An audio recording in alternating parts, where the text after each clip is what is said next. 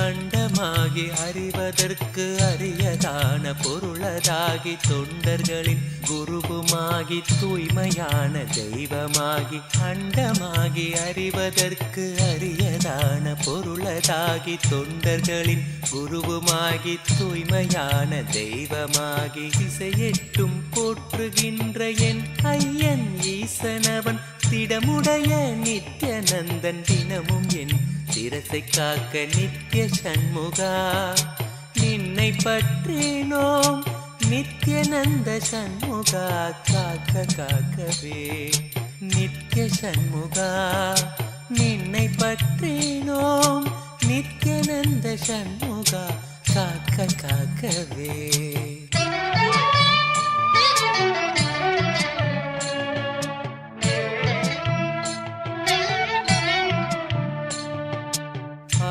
சிவன் மைந்தனவன் ஆனந்தமாய் நெற்றி காக்க ஆறுமுக வேலவனோ இருநுதலை இசைந்து காக்க ஆதிசிவன் மைந்தனவன் ஆனந்தமாய் நெற்றி காக்க ஆறுமுக வேலவனோ இருநுதலை இசைந்து காக்க ஜோதியான தணிகை ஈசன் நித்யநந்தன் விழியை காக்க நாதனாம் நித்யநந்தன் நயமுடன் நாசி காக்க நித்ய சண்முகா நின்னை பற்றினோம் நித்யநந்த சண்முகா காக்க காக்கவே நித்ய சண்முகா நின்னை பற்றினோம் நித்யானந்த சண்முகா காக்க காக்கவே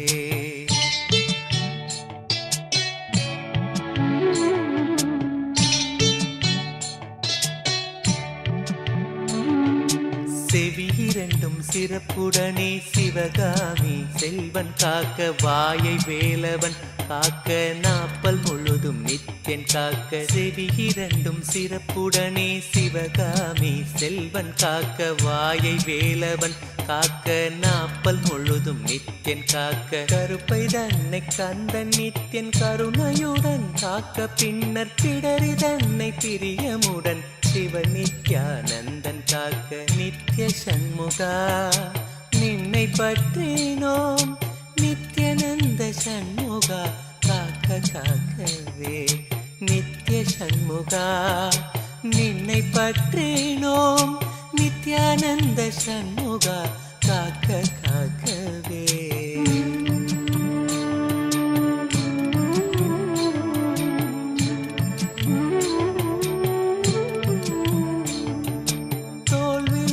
திருமகனின்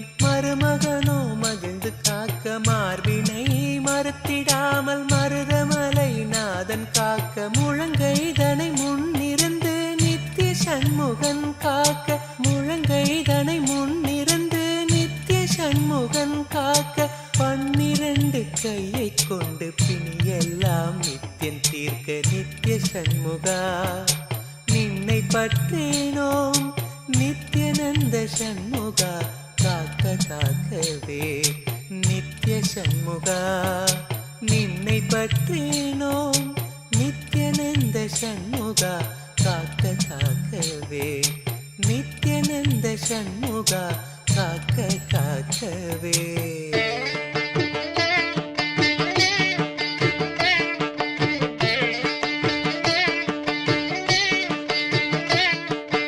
உமை மைந்தன் உறுதியாக முன்கை தன்னை முகிழ்ந்து காக்க கைத்தலத்தை மால் மருகன் நித்திய சுப்பிரமணியன் காக்க உமை மைந்தன் உறுதியாக முன்கை தன்னை முகிழ்ந்து காக்க கைத்தலத்தை மால் மருகன் நித்திய சுப்பிரமணியன் காக்க பொறிக்கரம் விரல்கள் பத்தும் பாங்குடனே புறம் கையும் பின்முதுகும் பின்னவனோ பிணி இல்லாமலை காக்க நித்திய சண்முகா நின்னை பற்றினோம் நித்யநந்த சண்முகா காக்க காக்கவே நித்திய சண்முகா நின்னை பற்றினோம் நித்யநந்த சண்முகா காக்க காக்கவே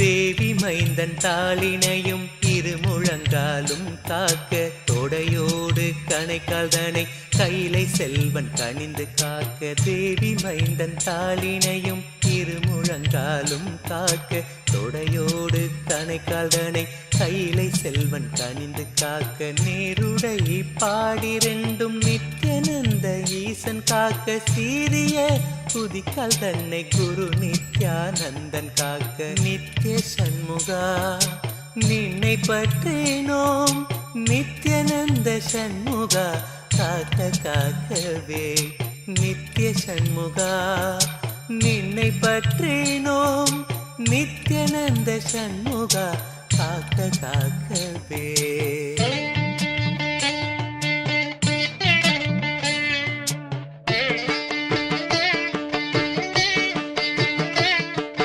விடுதிநாதன் பாதத்தோடு 10 விரலும் பரிந்து காக்க காலையோ கருத்தினோடு கௌரி நந்தனன் காக்க விடுதிநாதன் பாதத்தோடு 10 விரலும் பரிந்து காக்க காலையோ கருத்தினோடு கௌரி நந்தனன் காக்க மெய்யுடன் முழுதும் ஆதி விமல நித்யநந்தன் காக்க தெய்வநாயக விசகன் தினமும் என் நெஞ்சை காக்க நித்திய சண்முகா நின்னை பற்றினோம் நித்யநந்த சண்முகா காக்க காக்கவே நித்திய சண்முகா நின்னை பற்றினோம் நித்யானந்த சண்முகா காக்க காக்கவே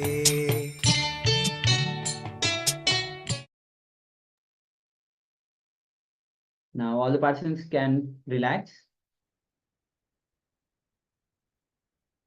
And how many of participants actually manifested this power? You can put in the Zoom chat.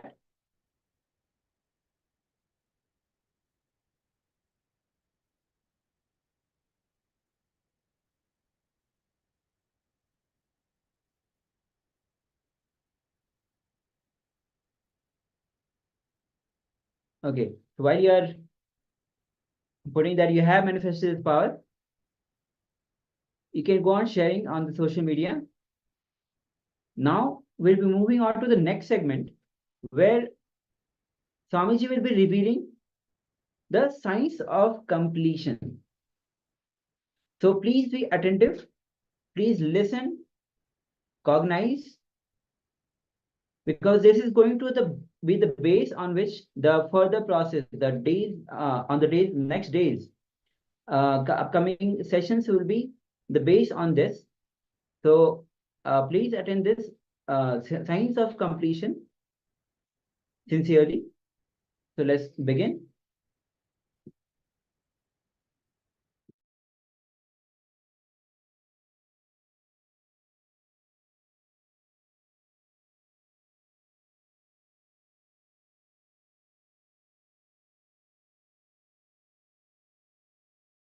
If you are new to Hinduism, I'll introduce Shiva is the largest worshipped god in Hindu tradition. He is supposed to be the head of the pantheon of gods in Hindu tradition. Hindu tradition has something like a 33 crore gods. And I believe that was the population in those days. Each one can have your own personalized, customized god. That's the freedom Hinduism gave for everybody. And Mahadeva, Shiva is supposed to be the head, lord of all the gods, and Ganesha is the first son of Shiva. Whether Shaivite or Vaishnavite or Shaktite or Gaumara or Guru worshippers, they always worship Ganesha first. Ganapati, I can tell you really, I have become successful in my life because I started my life with Ganesha. My first spiritual effort was trying to feed Ganesha. Please understand, my first extraordinary experience beyond the materialistic world is also from Ganesha. That is why I think Ganesha has given success in my spiritual venture.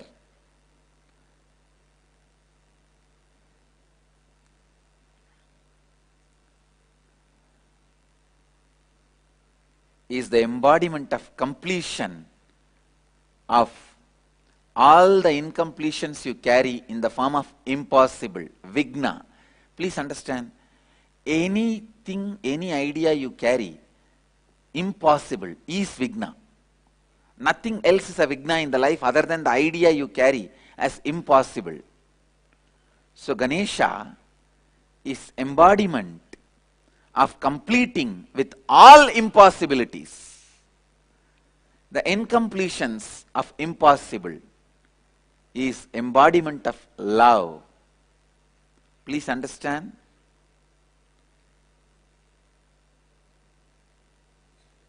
Even though I don't want to describe him with some seriousness, his power, I can say, is established in completion and simplicity. The problem is always the simplicity is taken as an incompletion and non-seriousness. But he is paradox, established in the space of completion and established in non-seriousness, a joy, overflowing joy. And he is embodiment of all the completions of the incompletion impossible. Please understand. Of love. Please understand. You will never think Ganesha as embodiment of love, because you always have the idea of love from either Krishna or Devi. You need to understand, Ganesha makes you complete with all the incompletions and the ideas of impossible. Ideas of impossible. He makes you complete with all the impossibilities.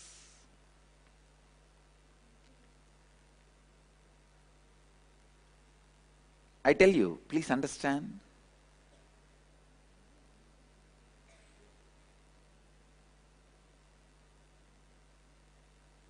You need to understand this truth about love. Let me describe. There is one kind of love where a bird eats wherever she gets the food she eats and stores little in the mouth, comes to the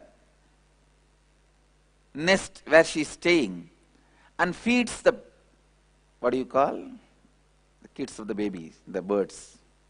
The bird eats and stores the little food in the mouth and comes and feeds its babies. This is one kind of love. There's another kind of love where lion takes the cub to teach hunting. Understand? There are two kinds of love where the bird eats and brings little food and she feeds her kids, baby birds. This is one type of love. There is another type of love where the lion takes the cub for hunting. Understand?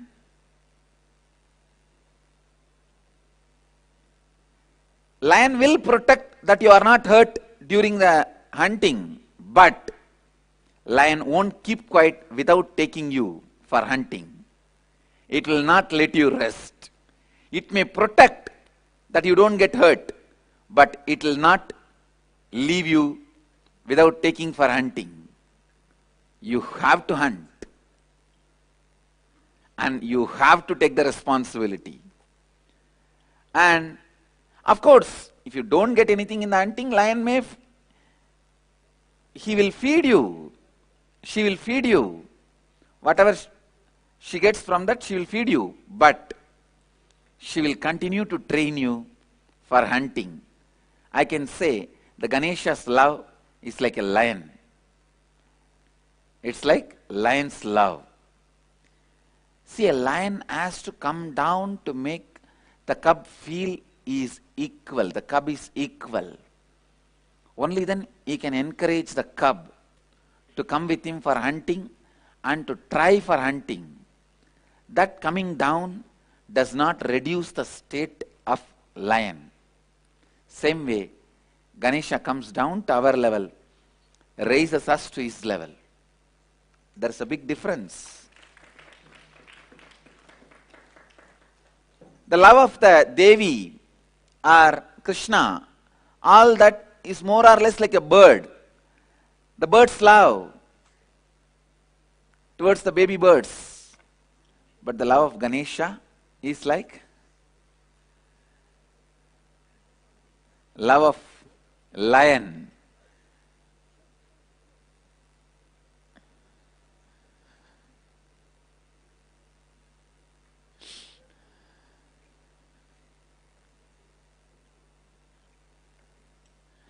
So understand, I tell you, this love only needs a lot of sacrifice. See, in the love of the bird, the baby bird will know mother loves. Baby bird also will reciprocate. In that love, nothing, you don't need much sacrifice. But in the love of the lion and the cub will not even realize lion loves it.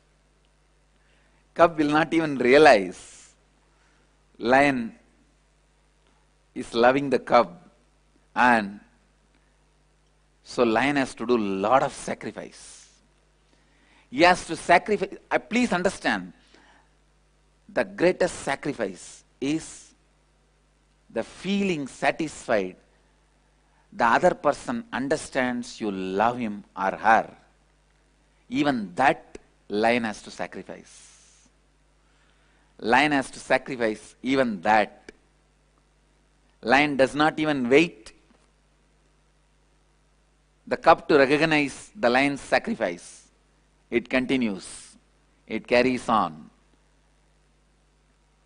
It knows only one thing. At some day, the cub will realize it's the lion which made me lion. It is lion which made me lion.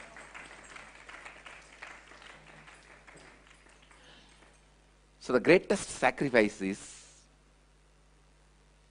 the people whom you love.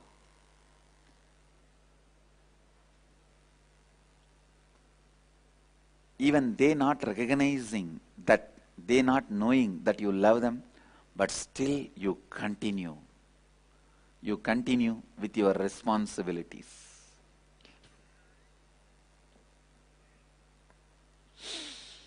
I can say this is the most powerful love. The love of a master. Ganesha is embodiment of lion's love, who makes you complete. And without completion, even Shiva cannot win starting anything. That is what Ganesha proves. For a war with the Tripurasuras, Shiva starts without doing completion. Of course, it is not Shiva's responsibility. Shiva is always established in the space of completion. But the people who organized, the other energies who are involved, they did not do the completion and start the war. So immediately Ganesha comes and breaks the chariot. Then all the devatas come and complete with Ganesha. Mahadeva himself completes with Ganesha. Immediately Ganesha says, come on, now let's start. He removes all the incompletions and Tripurasuras are immediately burnt. The purpose is achieved. So understand the necessary importance of completion. Ganesha is embodiment of that completion. Ganesha is embodiment of the completion with all the incompletions of impossible.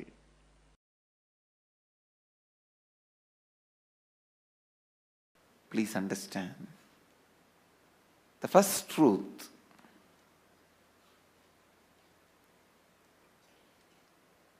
allowing incompletions to exist is literally declaring you yourself don't want your life in your control. Please understand. Allowing incompletions to exist in you is you declaring that you do not want your life under your control. You say, no, let life happen, whatever. I can't take the responsibility. I can't keep it under my control. No. Listen. Please listen. The utter irresponsibility. Utter irresponsibility. The power of incompletion is such, it dilutes you so much. You literally believe you really can't contain your own life or contain yourself. See, just because you are temporarily upset, you go on taking the decisions which permanently damages you. That is the most difficult part of life. Please understand. Just because you are temporarily upset, you go on making the decisions which permanently damages you, and the incompletions are such will never let you grow. It's like somebody was asked, what is your age? He said 22. The person who asked the question asked, what? Last 5 years you are telling the same thing? This fellow said, yes, I don't change my words. Many times, not changing your words are like not growing. Not changing your cognition means not growing. Listen. Not changing your cognition means not growing. It is so unfortunate. It is really, really unfortunate that you feel incompletions are really, really true. The problem is when the delusion happens, when the incompletion attacks you, when the panic attack happens, you really feel incompletions are true. That is the problem.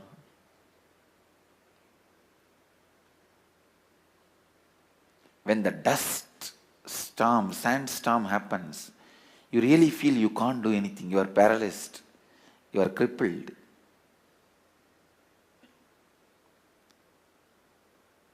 Temporarily, but you feel that is eternal. Please understand. Suffering,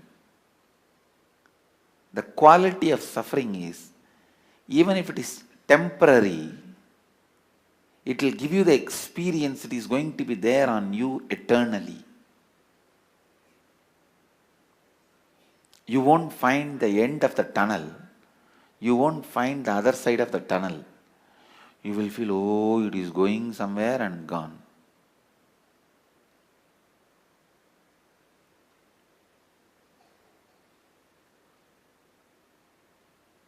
Same way the bliss. When you experience it completely, without self-doubt, will this bliss be with me or go away? That gives you the experience. It will be with you forever, eternally. Understand? Anything you experience at this moment intensely gives you the experience of eternity.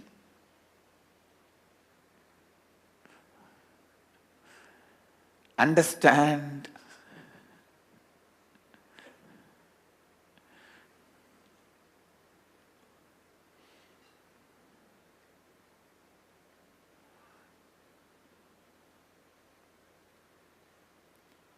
So many qualities attributed to Ganesha are qualities of completion.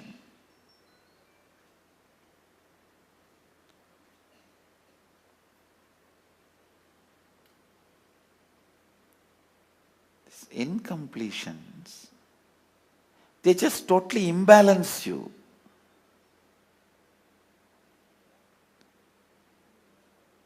Constantly decide you will be in the space of completion. Completion means completion. No question of powerlessness. No question of powerlessness.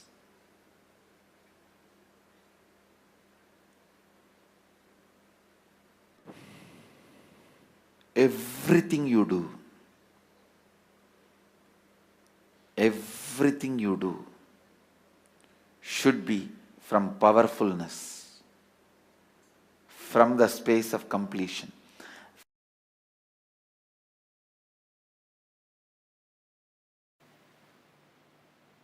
Let's first work on psychologically conquering psychological time.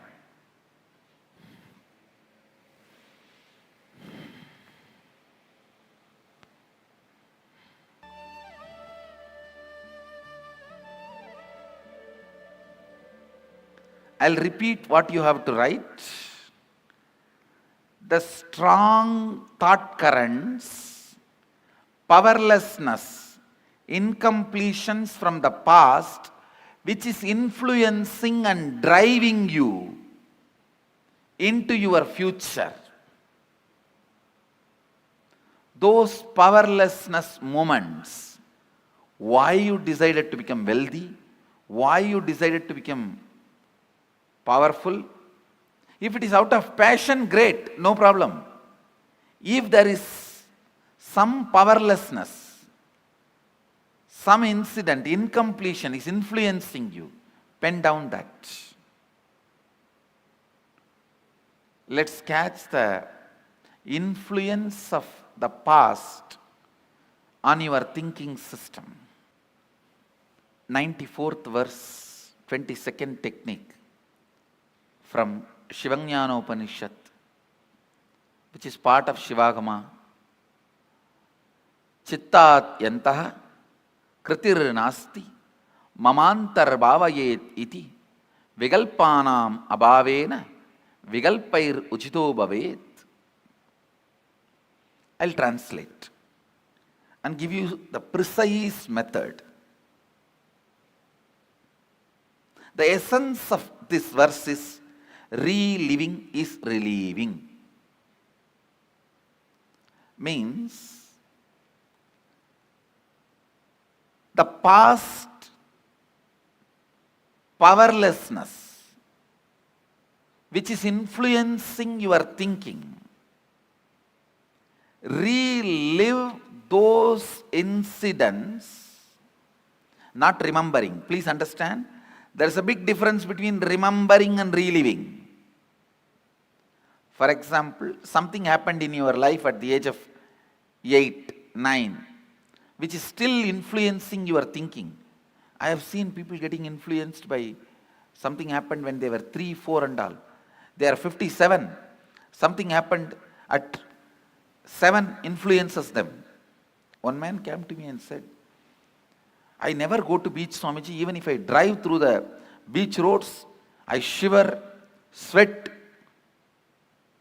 I have a panic attack. I asked why. No, at the age of 7, I went for a walk with my father. I saw murder happening in a beach and we ran away from that spot. From that spot till I can't, now I am 57, I can't go to beach. 40 years, the pattern with which he is suffering. Sometimes the past influences you so much. See, carefully listen. You are now 57, something happened at the age of 7. If you remain as 57 and visualize what happened at that age of 7, that is called remembering. Reliving means forget your present identity. Just dump it. Throw it. Become that person. At the age of 7, what intelligence you had, how you were, visualize and become that person. Enter into that person's physiological, psychological frame. Take few minutes and meditate on that person. Become that person. Then relive. When you relive, all the powerlessness accumulated in your nervous system during that incident, it may be emotional suppression or the identity crisis, various guilt, pain, suffering, it will all just break, collapse and leave your system. Your system will be clean. System will be cleansed. When the effect of your past is reduced on your existence, you will not reproduce it as it is or in an altered way on your future. Neither reproducing as it is nor reproducing in altered way is liberation. You may ask, then I will not do anything in the future? No, you will do a lot. But not as an altered expression of the past, but liberated expression from the past. The liberated expression means even if you make money, you will do it just to enjoy, celebrate. But if you are making money because you have been teased as a poor, because you have been challenged as a poor, because you have an identity crisis as a poor, even if you become rich, you will continue to suffer. I have seen many moneyed poor people. Understand, paradoxical word. Moneyed poor people. Poor are those who have only money. Uneducated are those who are educated only in schools. especially modern Indian schools. I have to put this on record. Any of you think I'm little intelligent? I tell you, I never went to school properly.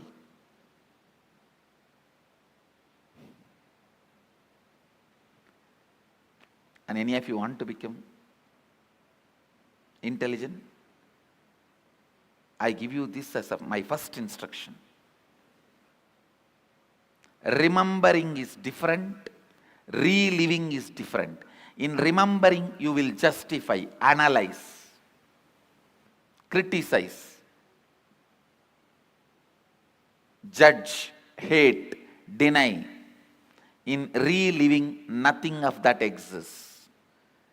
Just become that person. Pick up one incident which you want to complete. Become that person.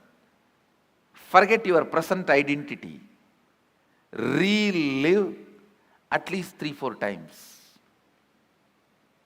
Then pick up the second incident. Become that person. Relive at least 3-4 times. And I tell you, this one technique, it can give you as simple as freedom from headache to as complicated as freedom from this whole samsara. This one technique is independently intelligent enough to lead you up to enlightenment. This part you have to do. Next part I'll do. I'll tell you when I am going to do what I am going to do. So now this is the part you have to do.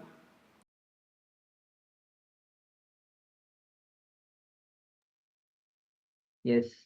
So, as Bhagavan said, completion is such a powerful technique.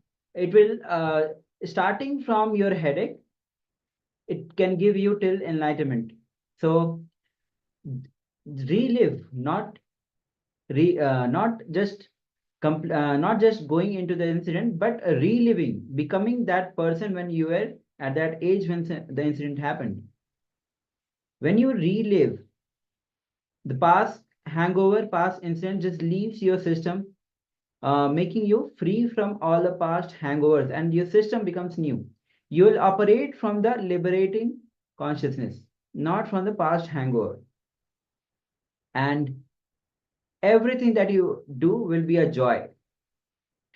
So with this, we'll be entering into the completion process itself, where you'll be entering into the internalization. Now you'll be internalizing these great truths and applying it in your life. So let's enter into the first technique. Here the beautiful words from Vijnana Bhairava Tantra, which is the 94th words, 22nd technique from Vijnana Bhairava Tantra, which goes as Chittajantar kritir nasti mamantar bhavediti vikalpama vikalpanama bhaved vikalper uchito bhaved. Consciously feel within that the mind stuff, which is the chitta of the past memories of incompletions, with its activities as mind, manas or thoughts, intellect, buddhi, and ego, which is ahamkara, the root pattern, are not existing in me.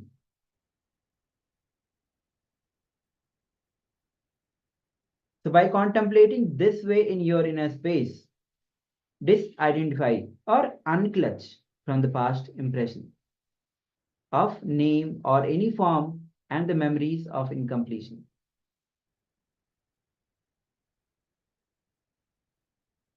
So then put your active attention on the space of the past happening, and relive these imagined impressions, memories of the incompletion. Yes, I'll repeat again. Put your attention on the space of the past happening, and then relive the imagined impressions, the memories of the incompletion that you generated that time. Then the mind stuff, having fully ceased from its past characteristics of forming thought patterns and cognitions, is complete. Thus you become complete and achieve the original space of complete completion. So, how to relive? We'll check again. See it as it was in the past. See yourself wearing the same dress. You are of the same age. You are in the same form. All the emotions, all the anxiety, fear, whatever situation was there, the same situation, the same emotions, just go back to the same system, same surrounding, the intellect that you had that time, the understanding you had that time, the experiences you had that time. You relive the whole incident, not just about that incident, but what was your intelligence that time? What was your understanding that time? The experiences that time. Get into every detail in the same uh, and relive the whole incident.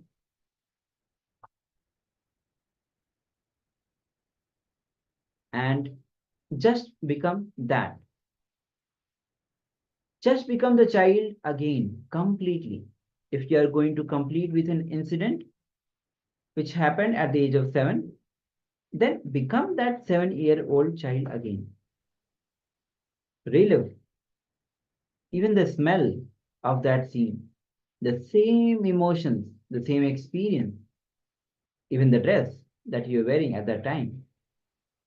Just become that. Relive that incident exactly. Go through the same experience. You may be crying at that incident. You may be crying. You may get tears. You may be having anxiety attack. You may be having panic attack. You may be shivering, trembling. You may be carrying so much of pain during that moment.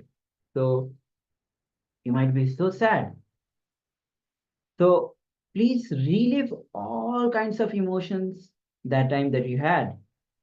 That is okay. You may cry. Now, how to relive them? Bring the same emotions, the same experience. Become that 7-year-old child again, the old child. The current identity that you're carrying, just drop this context and go there and relive as it is, as it happened. Don't entertain in any intelligence or the memory on the justification of the present. Whatever age you are now, don't bring the same intelligence, memory, and the justifications of the present. Just totally become the old person. The intelligence, reasons, justifications you have, drop everything. Just go back into the same child that you were at that moment, at that incident. For example, at the age of 3, you're a child playing in the rain. Then remember the incident, like mother cared for you so much. She took care of you. And reliving the incident will be when she is trying to pull you out of the rain and you are playing, you thought she's a demon. She's an animal. She is actually cruel. So these are the few emotions that you might have generated at that moment during that incident.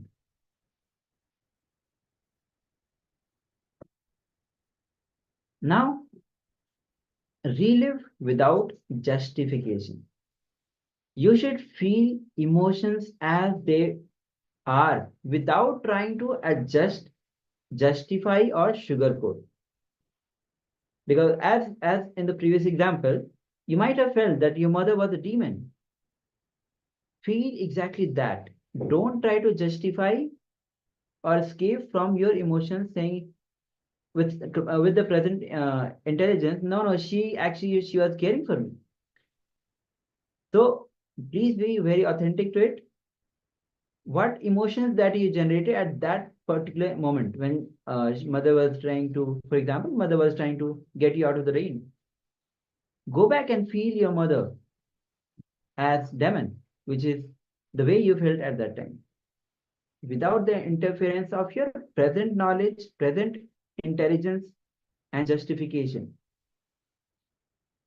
Completely relive, because when you relive, then it relieves your system. Now, don't justify from your present context. This is very important. When you relive the attack done on you by your mother, you will not justify from your present context. For example, no, she always did good for me. She has always sacrificed everything. She must have not done only good for me. This is with the present intelligence you must be having this context.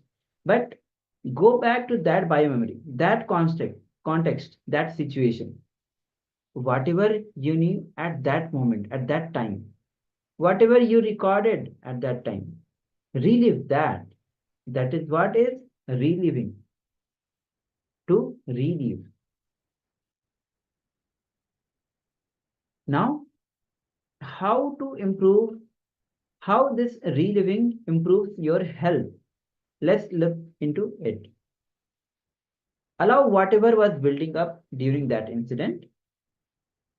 If you are building fear, if you had guilt, you might be having the shame or even the suffering.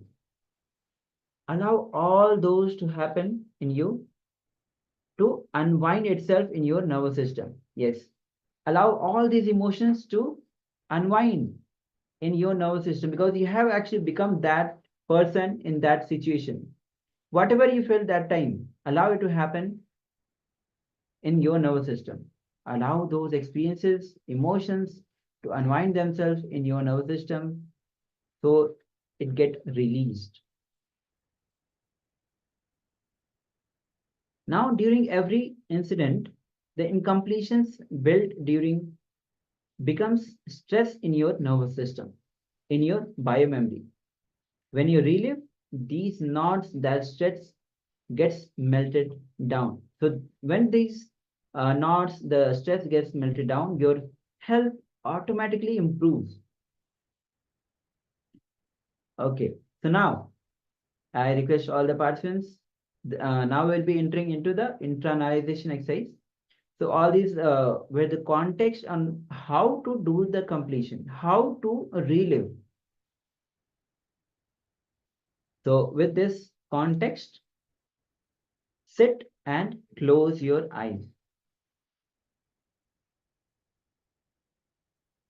Take a few moments to consciously forget your present context. Start and relive to relieve. Pick the incident one by one and start reliving and relieving authentically. Go back to the same age, body, mind, place, space, situations, the same experience, emotions, even the dress, the smell, everything. Just relieve and relieve. So, and make sure that you are reliving each incident at least 5 times. Don't be afraid. Don't suppress anything, because you are doing internalization exercise to relieve yourself from all the past incidents. Make sure that you are doing it intensely.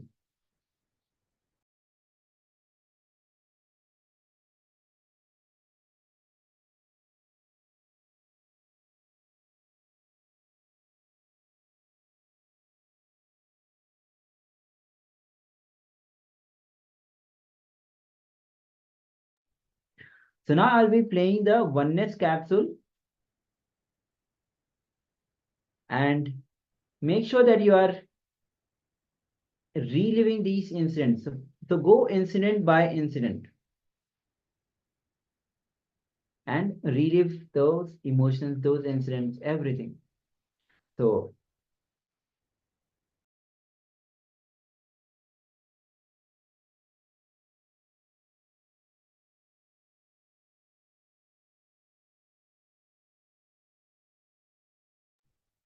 I'll be projecting the instructions step by step, and let's begin this very important steps. Let's begin.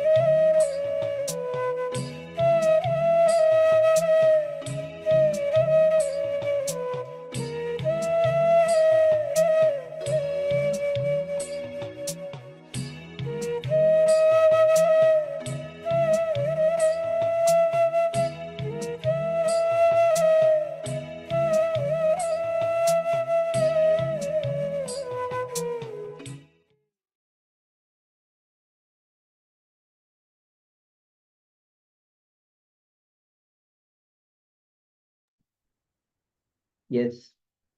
So I hope all of you have completed this internalization exercise, bending down each incident one by one to relive, to relieve. With this, now we'll be entering into the next segment, session, which is on yoga, where Swamiji will be giving a detail about what is yoga. So let's hear from Bhagwan himself, as yoga is one of the most debated topic around the world. So let's hear from Bhagwan himself.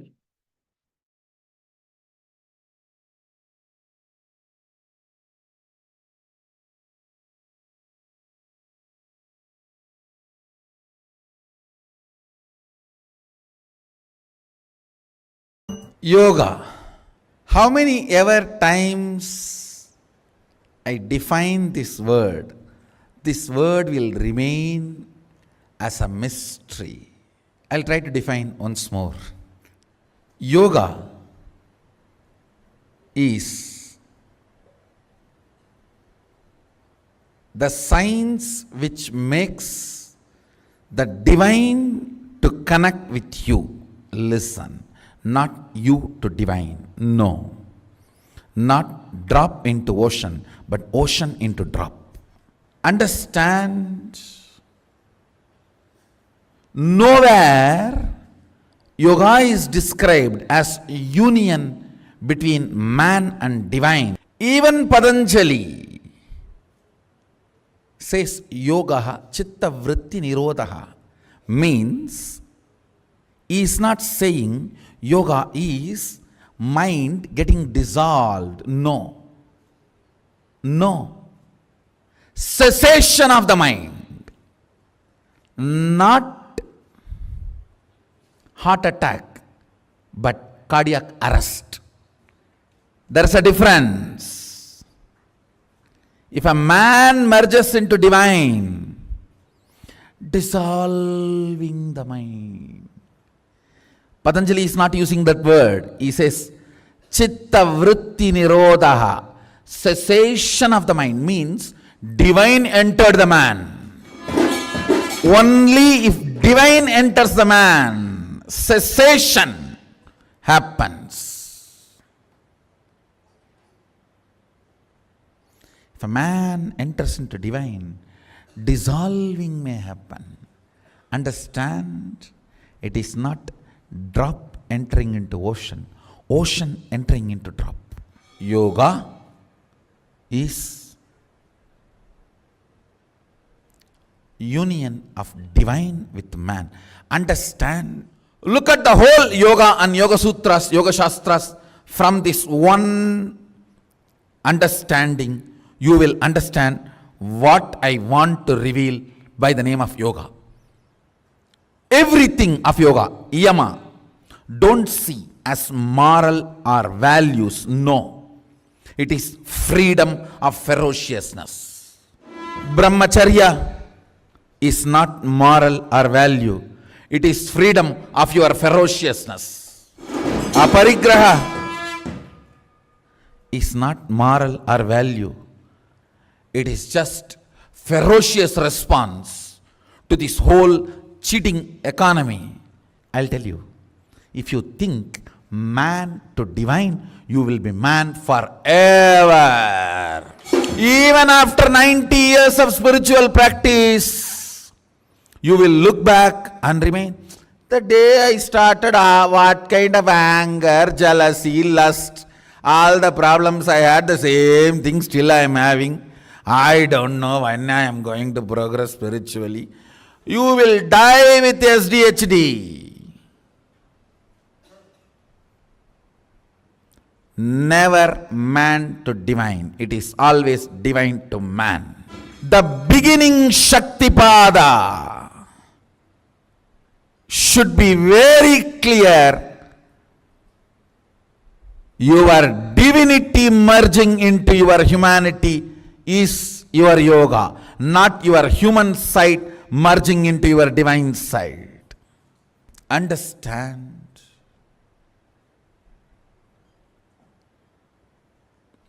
precisely in my Atma Pramana, I'll tell you yoga.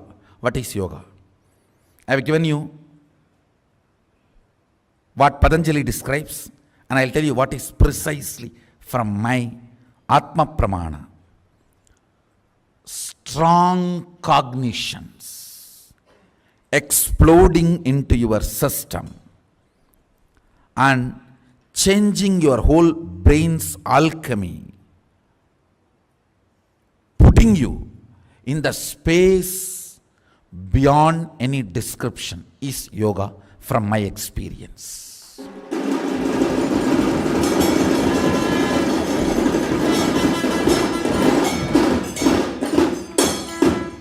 The cognition, right cognition, can just shake your brain. It can just churn your brain and release such intense ecstasy into your system. That ecstasy builds the whole new body. Understand? Asanas are to align your physical geography to cosmic geography, develop roots so you can continue to enjoy that higher ecstasy. Ultimately, yoga is only this two anga, two component. Through the intense, powerful cognitions, making this ecstasy rain happen in your brain and flexing your body, aligning it so it grows the roots to retain and continue to enjoy that ecstasy, that alchemy happening in your brain. Understand, listen carefully. Yoga is just these two components. It's only these two components. Understand, the whole field of yoga should be studied from this lens. Divine entering into man. Powerful cognition is the way divine enters into you first. Whenever there is a powerful cognitions inserted into your system, you are initiated by your Guru. Even if you are initiated by one powerful cognition by the Guru, after that you can never fall into delusion, slumber.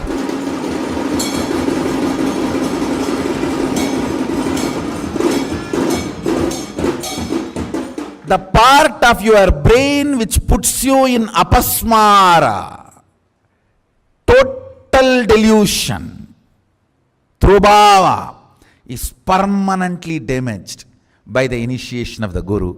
So you can never ever fall into the apasmara, into the delusion again forever.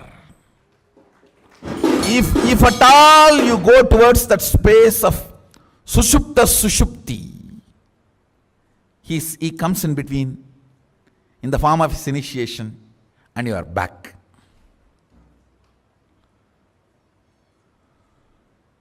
I tell you, yoga is from divine to man.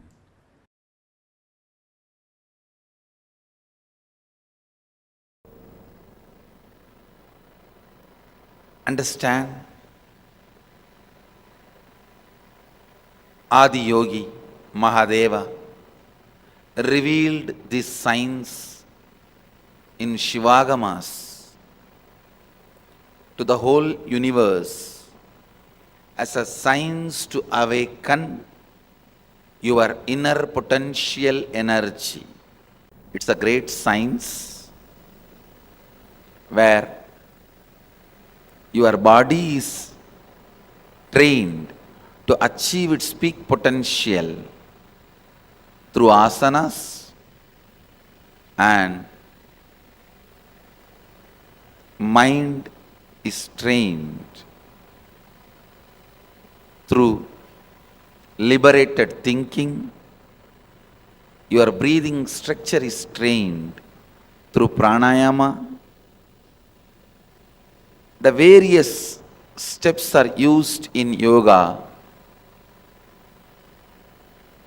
ultimately to awaken your Kundalini Shakti. Yoga is not meant just for your well-being or health. It is meant to awaken your mystical powers. It is meant to awaken your spiritual realization, realizing your spiritual identity is the ultimate goal of yoga.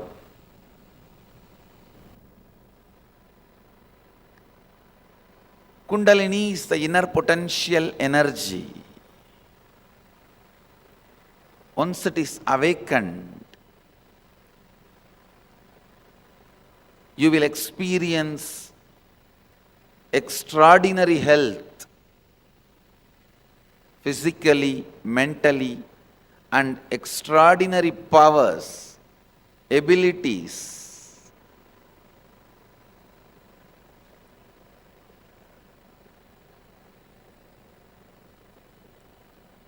Everything in yoga is finally aimed at. It can be as simple as washing your eyes, or as difficult as Shirasasana, Neti or Dauti Kriyas. Everything is aimed at awakening the Kundalini Shakti in you. To awaken the extraordinary possibilities and abilities in you.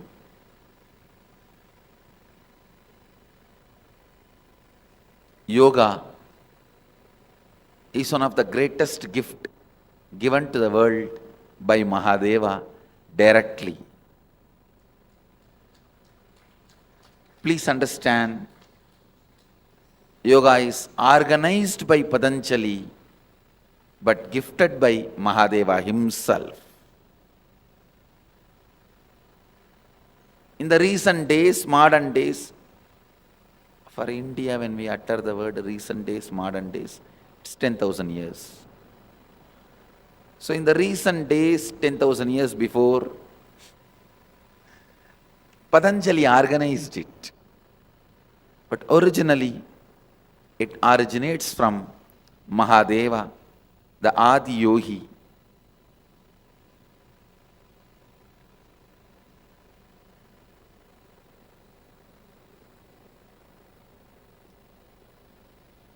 Many people ask me, no, today the asanas, postures, as it is taught, Patanjali is not speaking about it. No scriptures are talking about it. This is one of the biggest questions.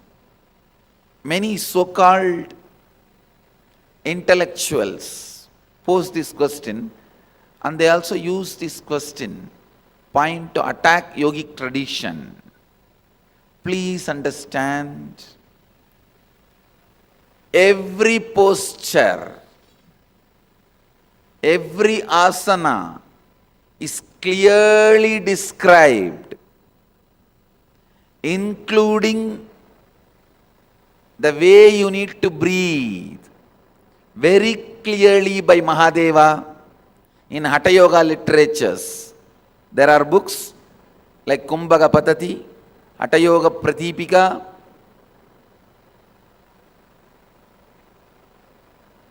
"30 volumes Mahadeva has taught to Devi,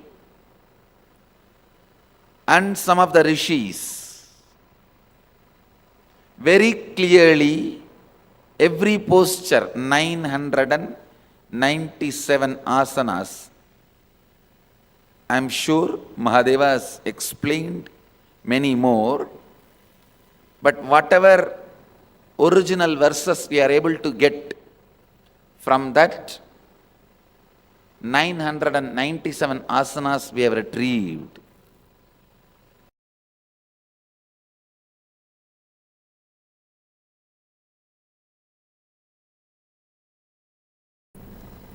Please understand, in the modern day, kind of a deep hatred has been created on siddhis by some of the yogis who don't know the science of siddhis. Understand, siddhis are like milestones in your journey. Milestones themselves are not destination, but they encourage you, inspire you, excite you, and tell you you are on the right direction.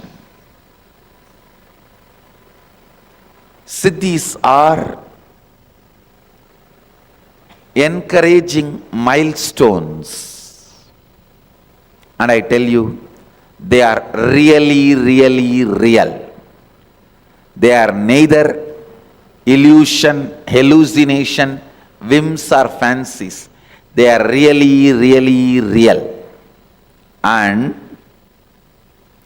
any authentic yoga practice as per the yogic literatures I am talking, authentic yogic literatures will develop siddhis in you. Please understand. Do not do, keep this as a law, rule. Do not do any yoga or technique or pranayama practice unless it awakens some siddhi within 21 days in you. Please understand. Within 21 days, it should awaken some siddhi or spiritual experience, intense spiritual experience. Otherwise, please do not continue that. It is not for you. Either it is not cooked with the right ingredients, or it is not meant for you. Go back to original source, original authentic spiritual literatures, original authentic yogic scriptures. I have seen the so-called many yogis, gurus, gurujis,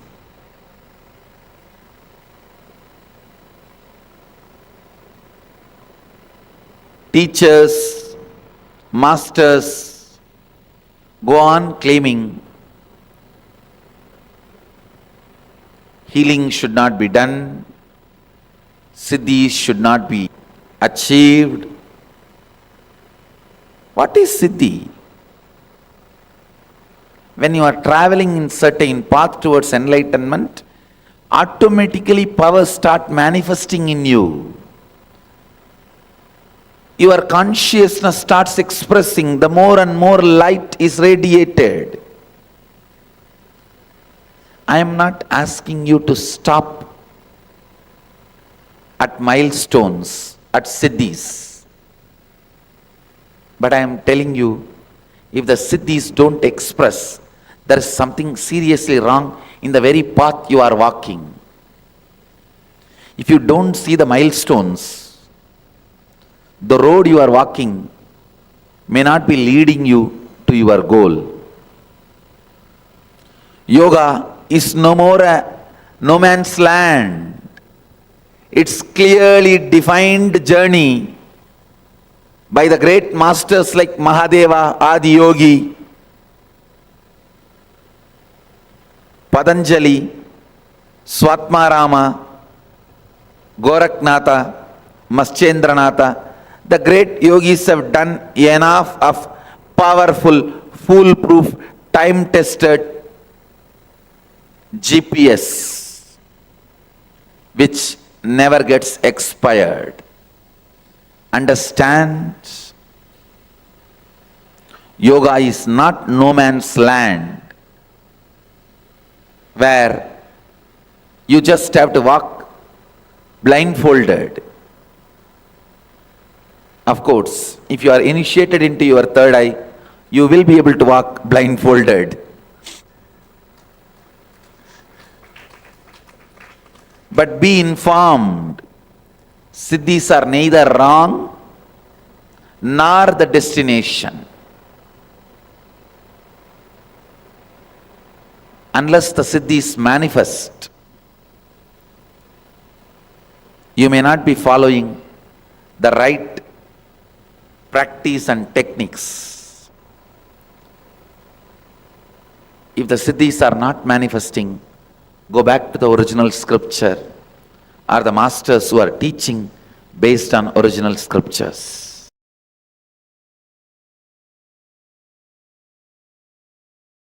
Great. Just pick up these few books. There are clear books. Asana Patati, Kumbhaka Patati, Pranayama Patati, Hatha Yoga Pratipika.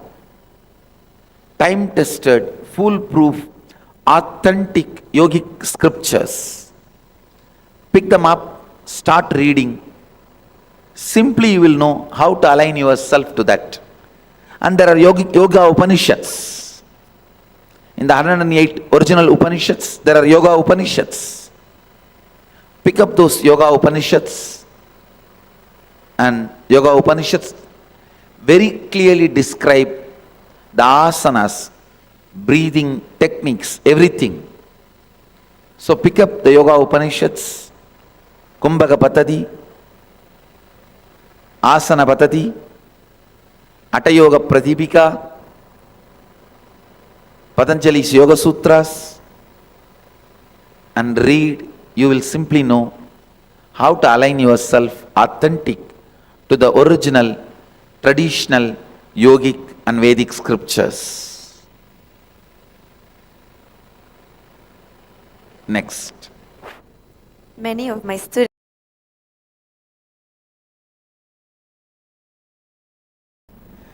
I think again I answered this question already.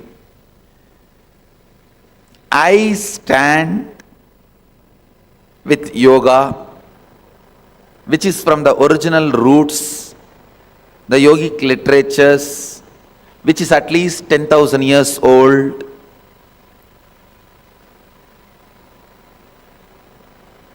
The yogic scriptures, which is deep rooted in Vedic tradition, from Hinduism. So I stand for that tradition. Anybody comes, I am ready to share the science of yoga with them. I myself do not force anybody to accept Hinduism or convert themselves to Hindu religion.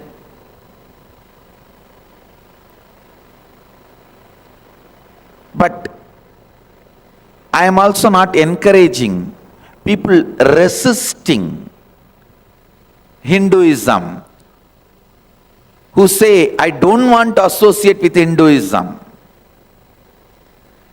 I am neither forcing anybody to convert to Hinduism, nor I am encouraging people who say, I don't want to associate with Hinduism, I don't want to chant Om along with yoga, I don't want to chant Sanskrit mantras along with yoga, I don't want to do Surya Namaskar. I am neither encouraging that. So I am very clear.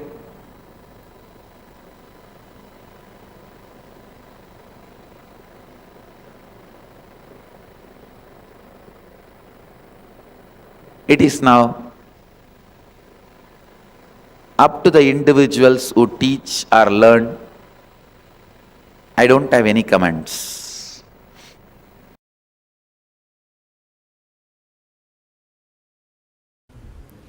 Yoga as religion, that is Hinduism.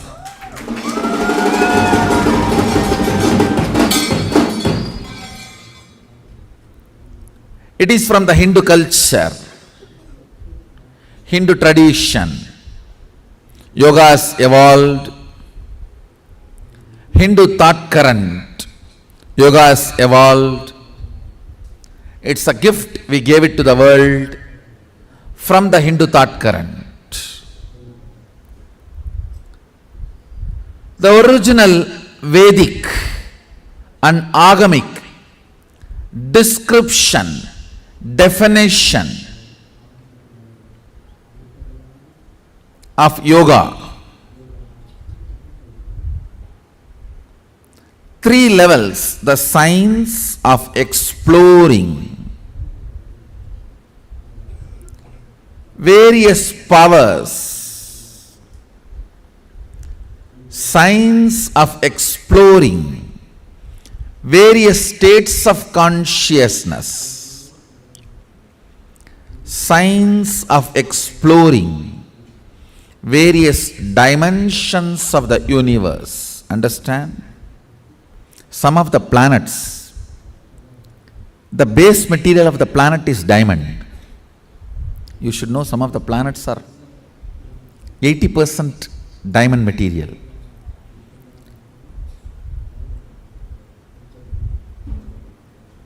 When we have access to the planets and able to transport, what will happen? Nobody can describe. Whether diamond market will collapse or value of our wealth will go up, we don't know.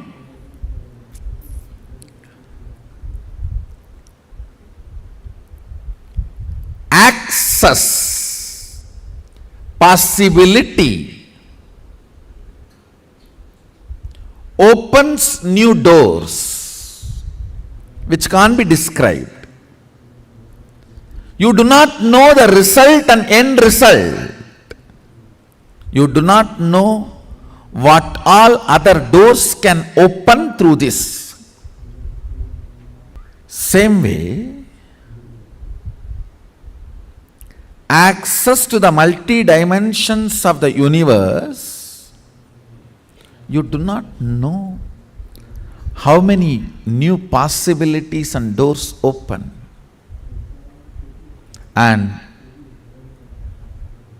not only Hindu tradition talks about access to other lokas, other planes of universe, it was a very common practice. In Hindu tradition, human beings having access are those beings contacting human beings. I don't even want to say in the modern day people are not doing it. No, we have enough of people who are doing it even now.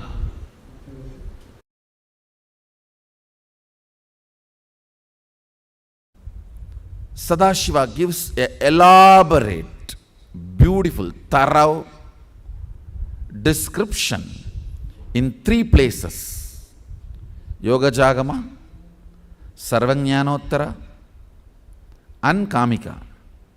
In 3 places, he gives a very beautiful, elaborate description on yoga. What he declares as yoga, it's a science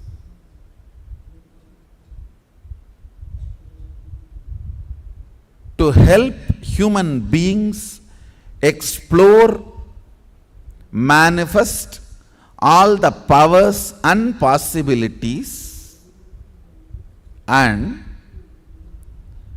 have access and reap the benefits of all the states of consciousness like Jakrat, Swapna, Sushupti, Turiya, Turiyadita and Turiya, crossing Turiyatita, and Turiyatita crossing the Jagrat, Swapna, Sushupti, and Sushupti raised to Jagrat, Swapna, Turiyatita, crossing an ability to move and harness the benefits of the various conscious states. I'll explain. You may ask, what is the need to move to various conscious states? Understand, the absolute restful awareness is the quality of Turiya. Absolute restful awareness is the quality of Turiya. Absolute activism is quality of Jagrat. When Turiya and Jagrat merges and expresses in one body, it becomes Turiyatita, absolute restful awareness with absolute activism. It becomes Turiyatita. So exploring and harnessing the various states of consciousness. Listen. Exploring and harnessing the powers, abilities of various states of consciousness.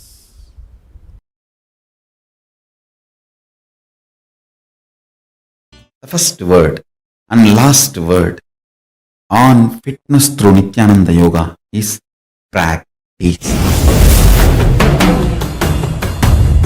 At least there is 1 million yogic scriptures in Sanatana Hindu Dharma's Vedagamic tradition. Yoga in all sampradayas, Adishaivism, Lagulisa Shaivism, Pasubhada Shaivism, Kaula Shaivism, Kashmira Shaivism, Bauddham, Samanam, Tantram, Agoram, Vaishnavam, Saktam, Sauram, Gaumaram, in all sampradayas of Sanatana Hindu Dharma, at least we have 1 million yogic scripture. Please understand, not for any arrogance or pride. I have distilled the essence, the best of the best of that 1 million yogic scriptures and compiled it and offered it to all of you in the form of Nityananda Yoga. All the best thing makes you fit to manifest the state, space, powers and being of Paramashiva. Let me define fitness. Fitness means having body, mind, consciousness fit to manifest oneness with Paramashiva. Paramashiva's state, space, powers and being is fitness. This is the definition of fitness as per Paramashiva. Having complete system to manifest the state, space, powers and being of Paramashiva is fitness. And that fitness through Nityananda Yoga is simply possible. I have integrated Hatha Yoga asanas, verbalization, mudras, bandhas, kriyas, visualization, karanas, shravana, aushada, avarana, mani, dhyana, karana, samadhi, japa, everything Paramashiva revealed, and the Paramashiva's incarnations revealed in Vedic and Agamic scriptures. I cannot add any more word to achieve fitness through Nityananda Yoga. I have defined what I call fitness. I have defined what is Nityananda Yoga. Now the only word I can do is practice. This is fitness. This is Nityananda Yoga. If you want the fitness through Nityananda Yoga, the only word you need to remember, practice. Every day, Adi Kailasha, Indian time, Indian Standard Time 4 a.m. Freely, Nityananda TV gives you live session of Nityananda Yoga, the essence of million yogic scriptures. It's available freely for all of you. As Sanatana Hindu Dharma believes, knowledge is free. Use it and manifest the state, space, powers, and being of Paramashiva.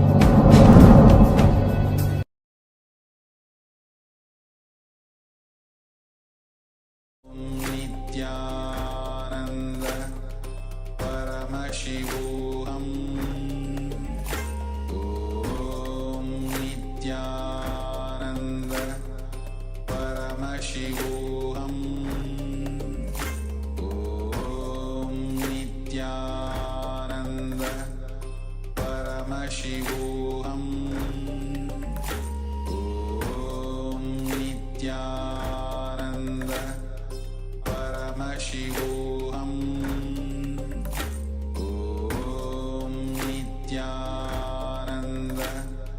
Paramashivoham. Om Nityananda Paramashivoham.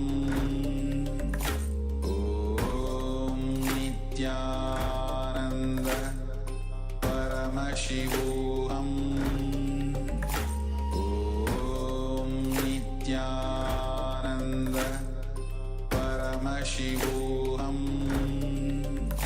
Om Nityananda Paramashivoham. Nityananda Paramashivoham. Om Nityananda Paramashivoham. Om Nityananda Paramashivoham. Om Nityananda Paramashivoham. Om Nityananda Paramashivoham. Om Nityananda Paramashivoham. Om Nityananda Paramashivoham.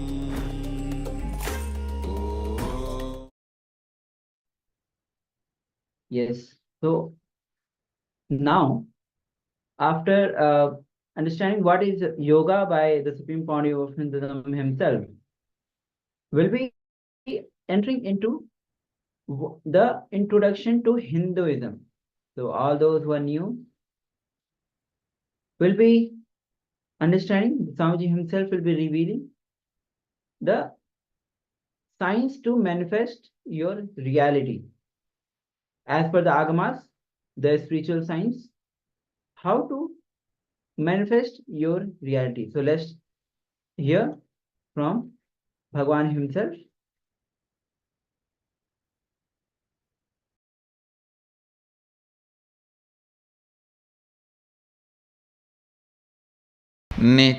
नित्यानन्देश्वर समारम्भाम् नित्यानन्देश्वरि मध्यमाम् अस्मदाचार्यपर्यन्तां वन्दे गुरुपरम्पराम्.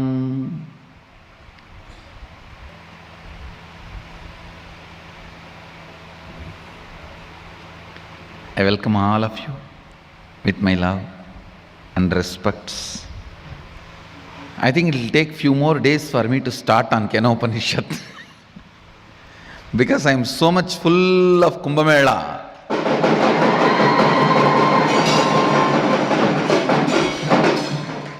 If I open the mouth, it is going to be Kumbh Mela.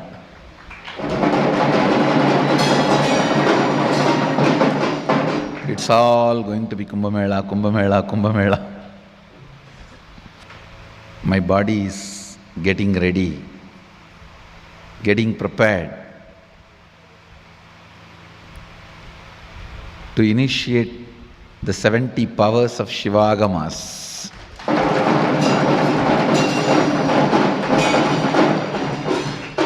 I can see actually Kumbh Mela is happening in this body.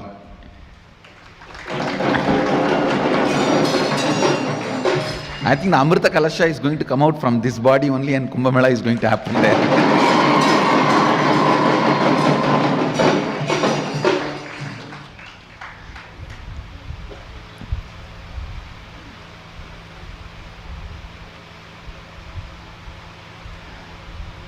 I think last 2-3 days, Kumbh Mela is happening, especially from the Maheshwara Puja day, I think. From that day, or that Masi Maham, that's the day that it started. And from Maheshwara Puja day, I can see it in the body.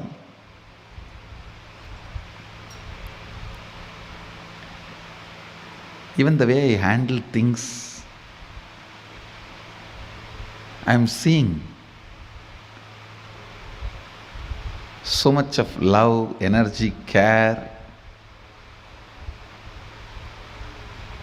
that mood of initiation, Mahadeva's mood of initiation, Dakshinamurti's mood.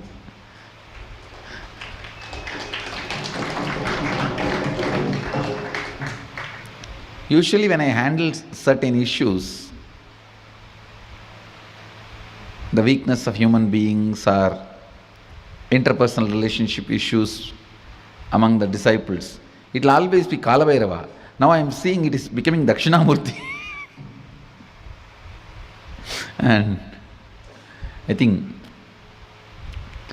Mahadeva is preparing for Kumbh Mela.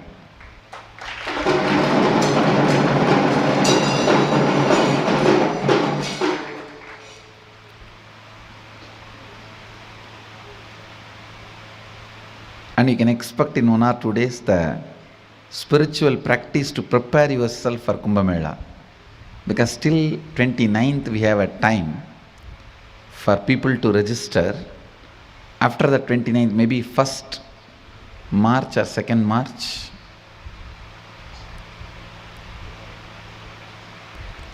First March or the 2nd March, I'll give you the meditation, the exact meditation technique.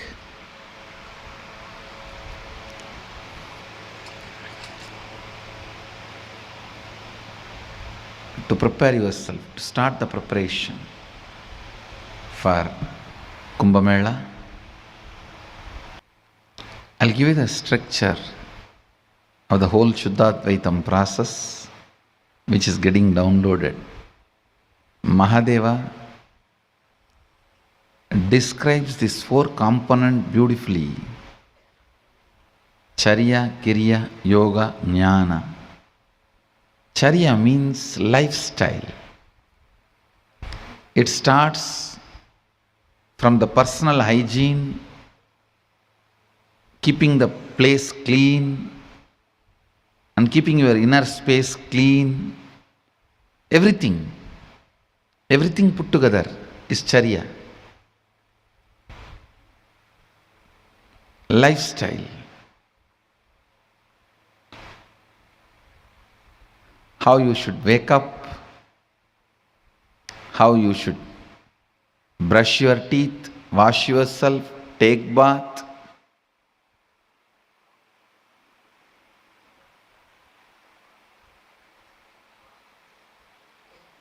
Everything. From the time you wake up to till you go to bed. Purifying your whole muscle memory is what Mahadeva is teaching through Charya. Kriya means the spiritual process. The spiritual process. Please understand, Agama is the only science. Even though science is a small word, I am using that word. Agama is the only spiritual inner science to manifest anything you want as reality.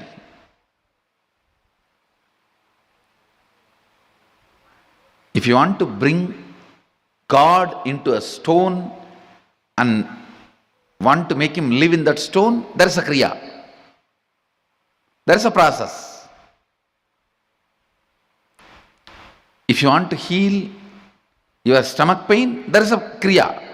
There is a process. If you want to heal somebody's cancer, there is a kriya. There is a process. If you want to bring rain, there is a kriya. There is a process. If you want to stop the rain, there is a kriya. There is a process. You want to bring the sun, there is a kriya. You want to stop the sun, there is a kriya. Everything.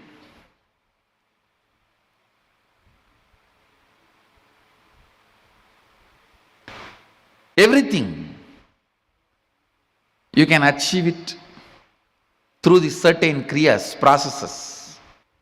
You may not do all the kriyas, but knowing that science and few kriyas helps you to manifest the reality as you wanted. To manifest the reality as you wanted.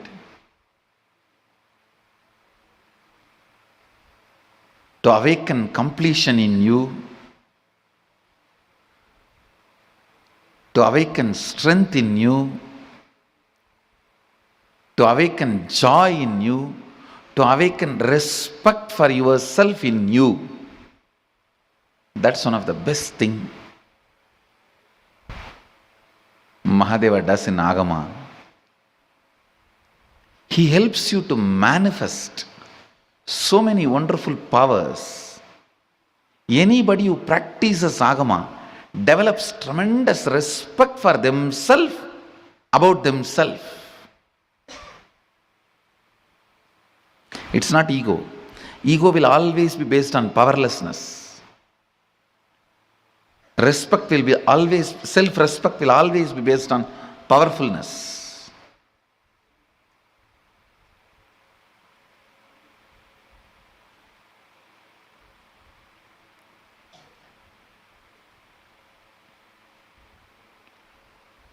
Every time when a problem comes in front of me, I only become more powerful by learning and expressing the method and solving it.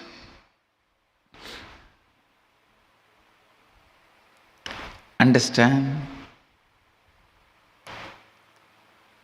Self-respect for yourself is never an ego. Mahadeva does that to you when you practice Agama. The lifestyle of Shuddha Advaitam.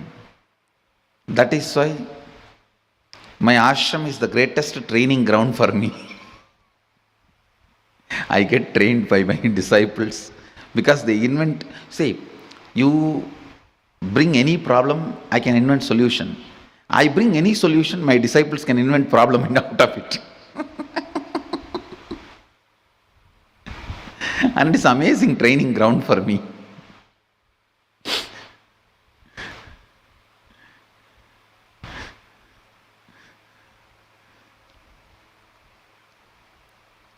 But fortunately, because Mahadeva is manifesting himself so much through this body, every problem only makes me more and more powerful.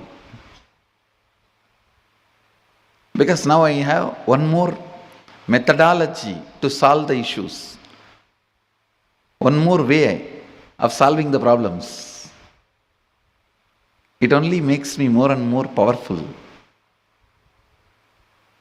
Actually, if you understand the science of Kriya, as per Agamas, every moment of your life you will become more and more powerful.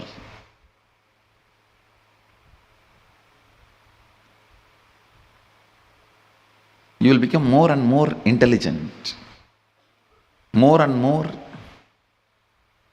energetic. Science of Kriya.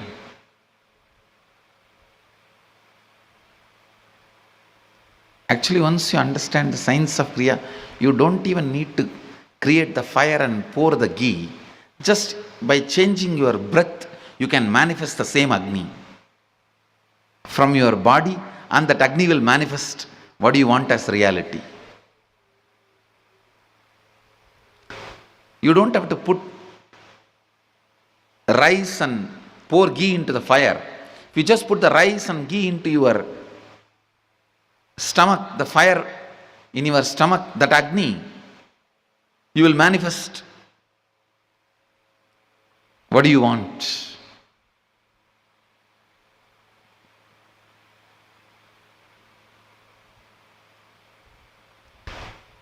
Whatever you want.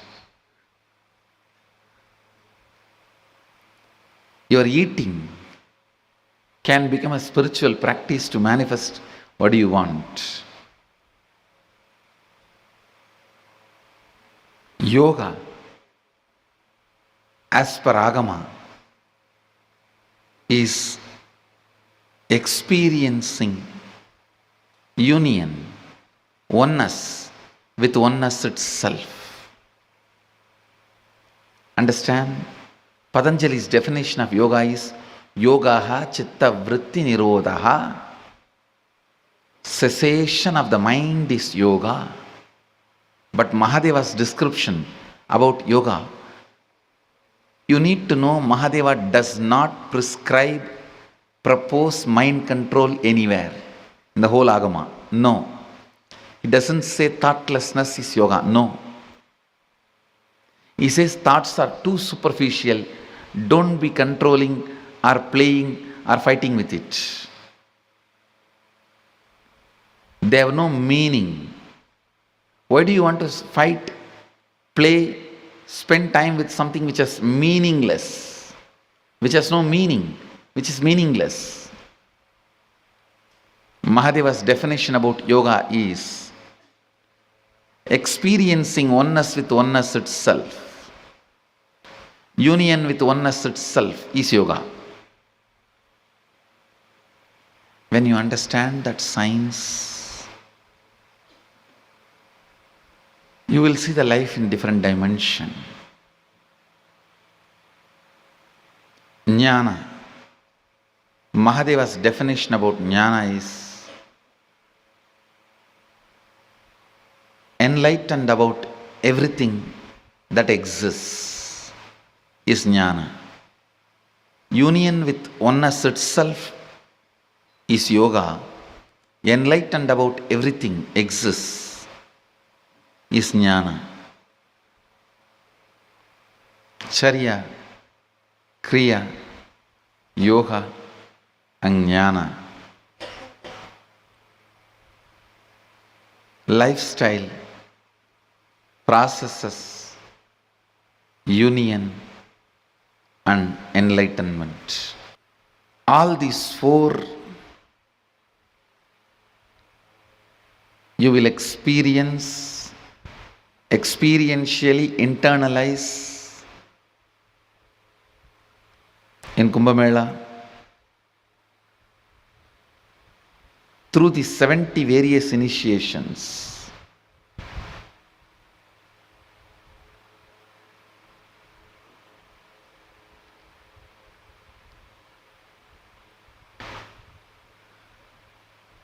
I think the more and more I try to describe more and more, I'm stuck for words.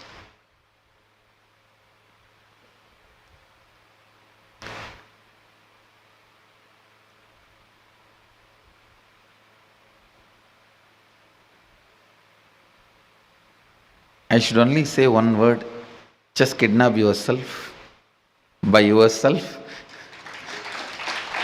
to Ujjaini.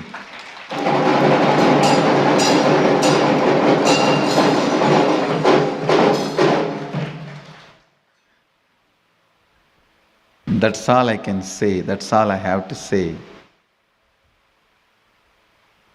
I'll continue to expand on further satsangs.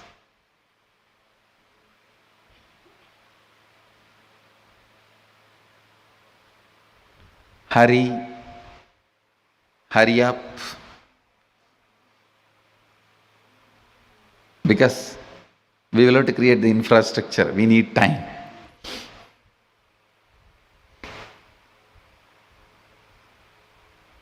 Hurry up and quickly register. All of you may be aware, it's my gift. The program is completely free. It's my gift.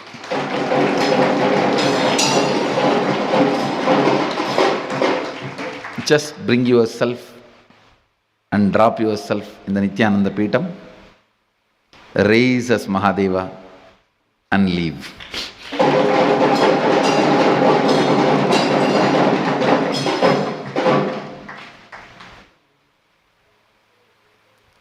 There is so much of preparation going on. Now immediately after the satsang we have a Ashramites meeting, preparation for Kumbh Mela.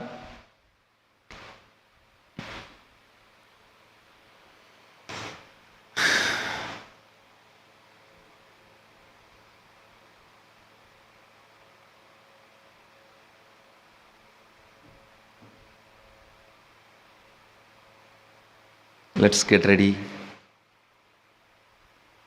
for the greatest spiritual blast Kumbh Mela experience. Essence of today's satsang: kidnap yourself.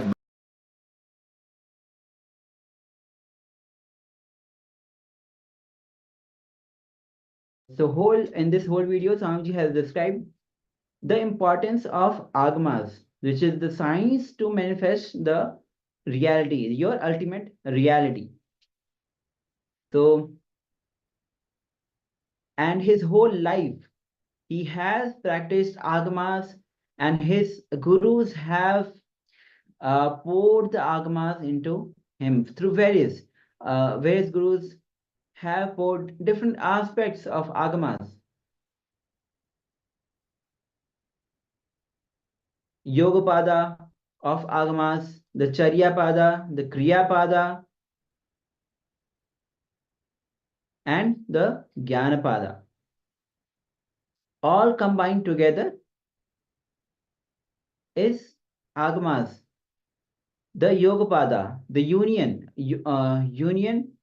Swamiji beautifully said, yoga is union with union itself, oneness with oneness itself. And the Charyapada of agamas is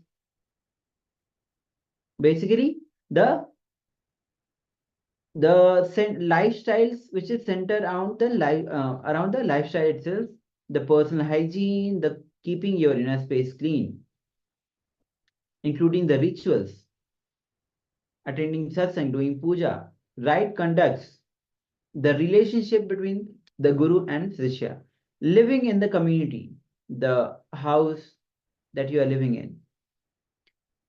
The whole lifestyle itself is considered as Charyapada. And the Yoga Pada is basically the form of how the yoga, Nityananda Yoga, experiencing oneness with the oneness itself, as Swamiji told. And we have in Yoga Pada, Swamiji has revealed Pratham Vinyasa Krama, Dvitiya Vinyasa Krama, and Tritiya Vinyasa Krama. From tomorrow, we'll be starting Dvitiya Vinyasa Krama. The first, that is going to be the first session during the Paramashivoham, starting at 7 p.m. ET, 4:30 a.m. 7 a.m. ET, and 4:30 p.m. IST, which will be including the 12 components, which is specially designed to write our muscle memory as per the Sankalpa taken before the yoga session. And so With this, we have come to the conclusion of the day 1 of Paramashivoham Level 2. Tomorrow again, we'll be starting day 2 of Paramashivoham. We will be going more depth of completion, the root pattern, and you'll be understanding more about you. You'll be contemplating more about in your life, deep diving into more about your life. You'll be today we started with the completion. Tomorrow again, incident by incident, we'll be getting into more details about you and how to complete with them, the techniques, the process. And with the end of 21 day, you'll be completing new being. So with this,